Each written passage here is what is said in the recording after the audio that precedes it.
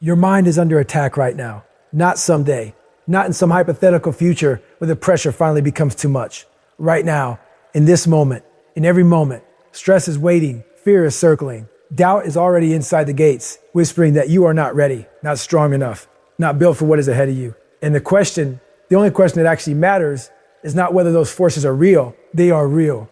The question is, what have you done to prepare for them? Because here is the truth that separates the people who crumble under pressure from the people who seem to perform better because of it. Mental strength is not a gift. It is not a personality trait. It is not something you either have or you don't. It is something you build deliberately, systematically, through repeated exposure to the exact things your instincts are begging you to avoid. Picture a Navy SEAL in the middle of Hell Week, soaking wet, sleep deprived, physically destroyed, facing cold, pain, and psychological pressure so intense that most people would break within the first hour. Every signal their body is sending says stop. Every rational thought says this is too much. And they push forward anyway, not because they don't feel it. They feel every bit of it. But because their mind has been trained to respond to pressure differently than yours has, differently than most people's ever will be. That is not luck. That is not genetics. That is a system. And that system is available to you starting today. Here is the uncomfortable truth at the center of all of this. Most people are not mentally weak because life has been too hard on them. They are mentally weak because life has been too easy. They have spent years, sometimes decades, systematically avoiding discomfort, choosing the easier option, retreating from stress at the first sign of resistance, building a life so insulated from challenge that their mind has never been forced to adapt, to endure, to grow stronger under pressure. And when real adversity finally arrives, and it always arrives, they have nothing to draw from.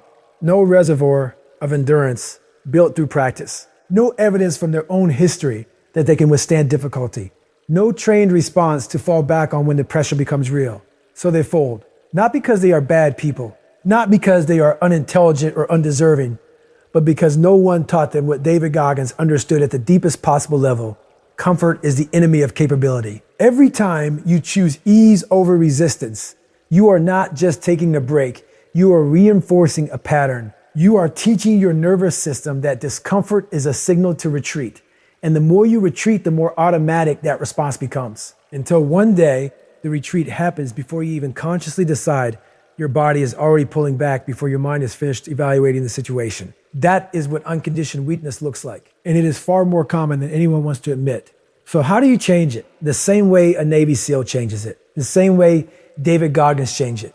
The same way every person who has ever built genuine mental toughness has changed it. Deliberate exposure. You stop waiting for adversity to find you.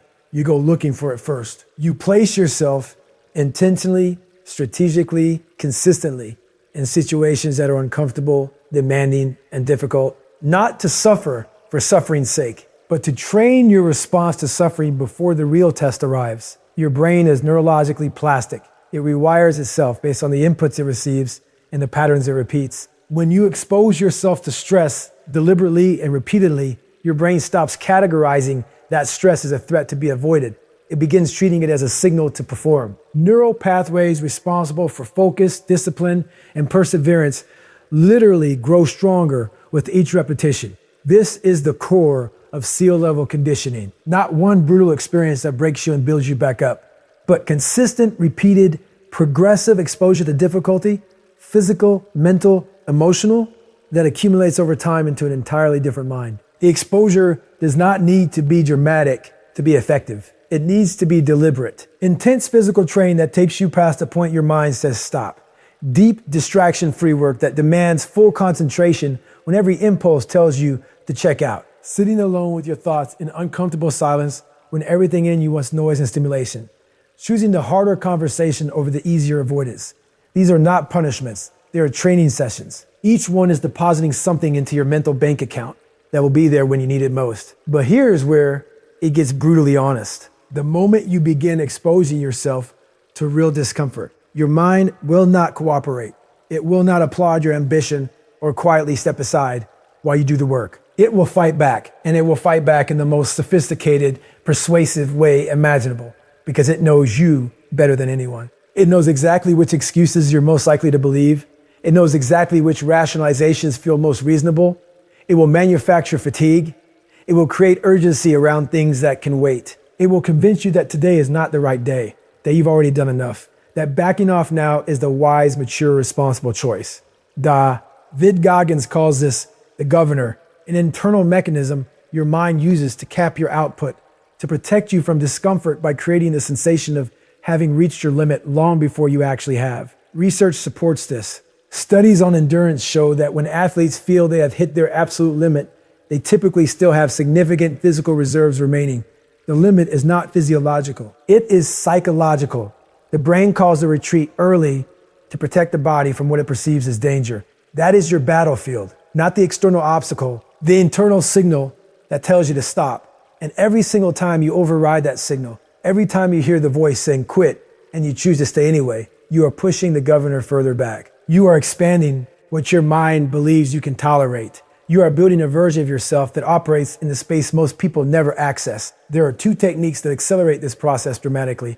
Both are used by elite military units, both are backed by performance psychology, and both are available to anyone willing to apply them consistently. The first is controlled stress inoculation. You schedule difficulty. You do not wait for hard moments to arrive and then try to navigate them without preparation. You create them in advance in controlled settings so your nervous system learns to operate under pressure before the stakes are real. This might mean cold exposure that trains your body and mind to function through discomfort.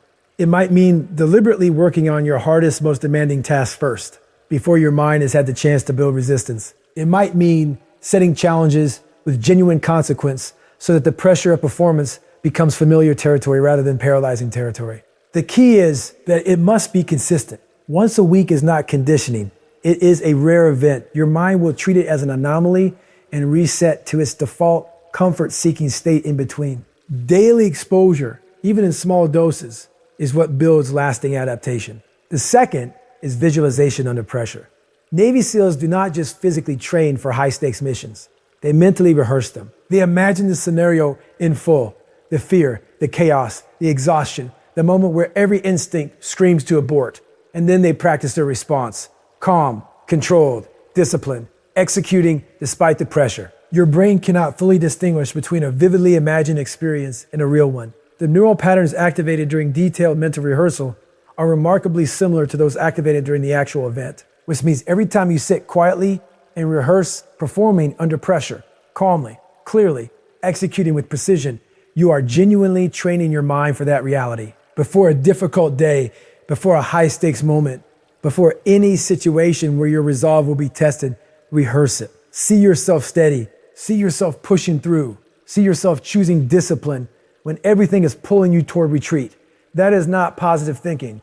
That is deliberate neurological preparation. And now comes the part most people want to skip, because everything in the previous sections only produces the transformation it promises through one thing: relentless, non-negotiable consistency. Not when you feel inspired, not when conditions are favorable, not when you've had enough sleep and the day is going well and the resistance feels manageable. Every single day. This is where ordinary people exit the process. They push hard for a week.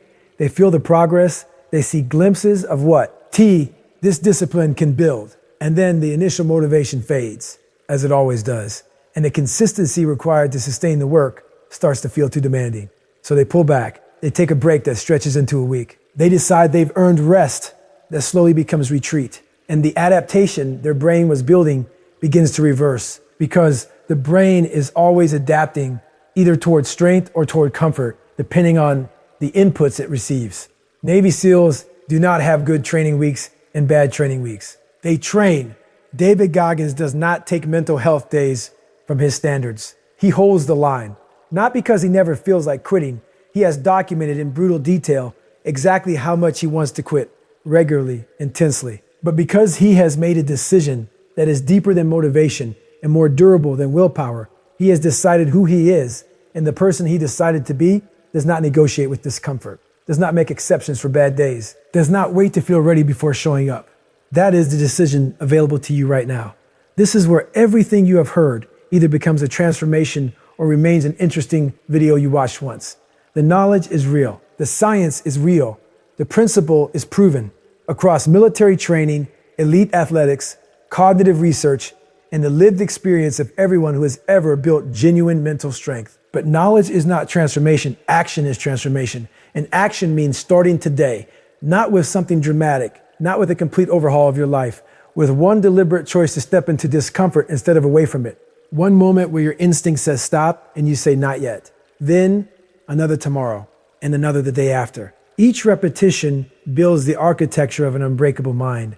EA, tract of chosen endurance, expands the boundary of what you believe you can handle. Each time you stay in the fire a little longer than the day before, you are forging something that cannot be taken from you, cannot be defeated by circumstance, cannot be shaken by pressure, cannot be stolen by fear. Over time, the person you are becoming will look back at the person you are today and recognize the moment it changed. It changed here, in this decision, in the choice to stop running from difficulty and start training with it. Your mind is not fixed. It is not finished. It is waiting to be built into something that can endure whatever comes next. The question is whether you are willing to do what most people are not. Expose yourself. Endure deliberately. Train your mind the way a Navy SEAL trains their body, with discipline, consistency, and the absolute refusal to let comfort become a ceiling.